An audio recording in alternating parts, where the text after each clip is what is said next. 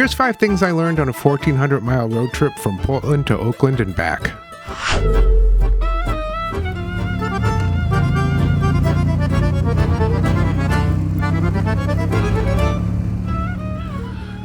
Last weekend, I strapped a bag to my Moto Guzzi V7 and made my way to Oakland, California. While I was there, I did some family things and such, had a nice ride up to Mount Diablo, and then took the long way back to Portland.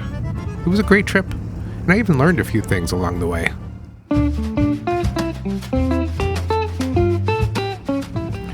So I was north of Oakland on I-80, basically a 6-lane freeway that makes you question modern infrastructure planning. As I'm buzzing along doing about 75, I felt a thump on my thigh. Knowing this is never a good sign, I looked down and noticed my phone was gone. It self-ejected from my Peak Designs phone mount and slammed headfirst into the pavement. After I safely made my way to the shoulder, I stopped, got off my Guzzi and walked back along the freeway. And there it was. My connection to the world, my navigator, my entertainment, my camera, my everything destroyed. Much like my dreams. I managed to retrieve it, and if you've ever played Frogger, you'll know the technique. When I found it, the screen was bright white, and then it strobed at a seizure-inducing pace, and then that was it. It flatlined. It was that instant I realized I had no navigation and didn't have paper maps as a backup. I didn't have anybody's phone numbers written down, so I couldn't even reach out to anyone on my satellite communicator aside from 911 if there was an emergency. Worst of all, I had no music, so I had to sing to myself. I quickly navigated to the nearest Apple store, reluctantly threw $1,200 at the problem, and was on my way with a new phone. Had this happened in the middle of, say, Montana, it could have been a real issue. So I've learned to bring backup paper maps, write down some contact info for important people, and take some singing lessons. I also learned that maybe I've become a little too reliant on my phone.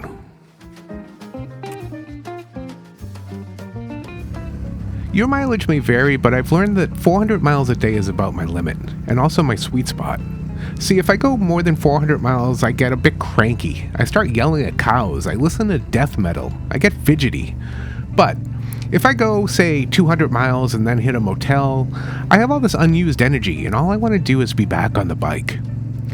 400 miles feels right to me. I get off feeling completely done with riding for the day, but not so done that I question my life choices. The longest I've ridden in one day is about 550 miles. But I was so jacked up on coffee that day I was smelling colors, so it was fine.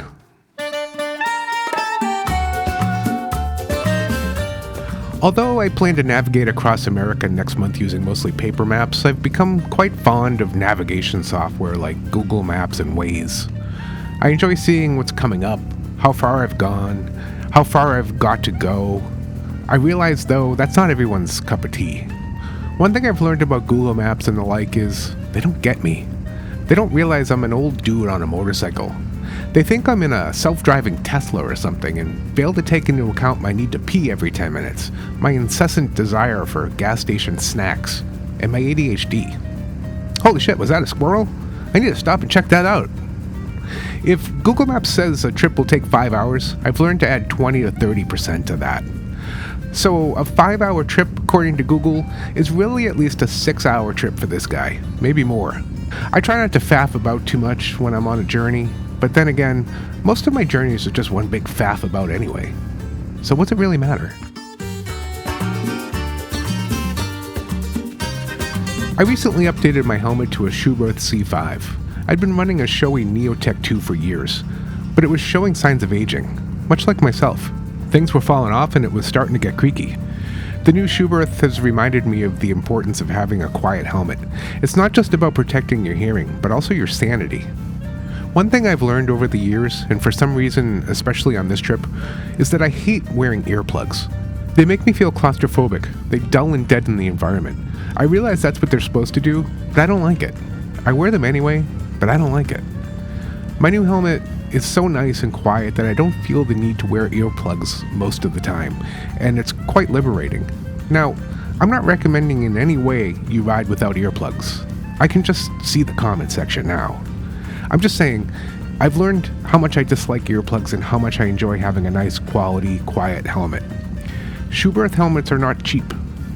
Here in the US, I believe a normal color C5 goes for about $800. I paid less because my helmet was a discontinued color or something. I mean, it's black. How does that go out of style? Anyway, even at full price, I've learned it's absolutely worth investing money in a good, quiet helmet. It can make all the difference in the world when you're spending hours at a time on a motorcycle road trip.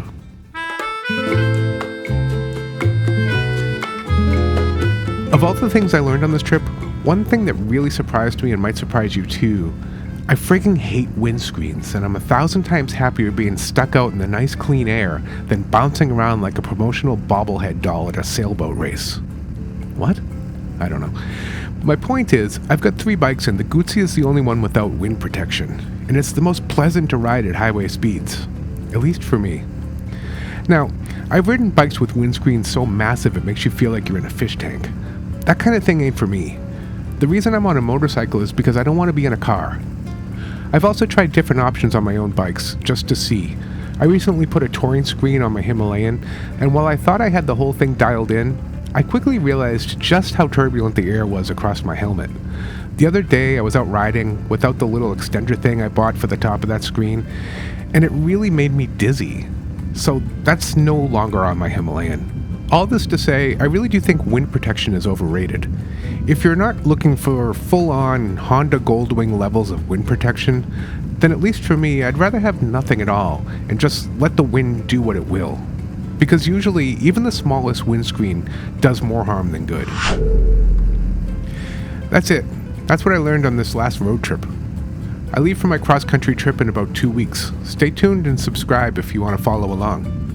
I'll catch you on the next one.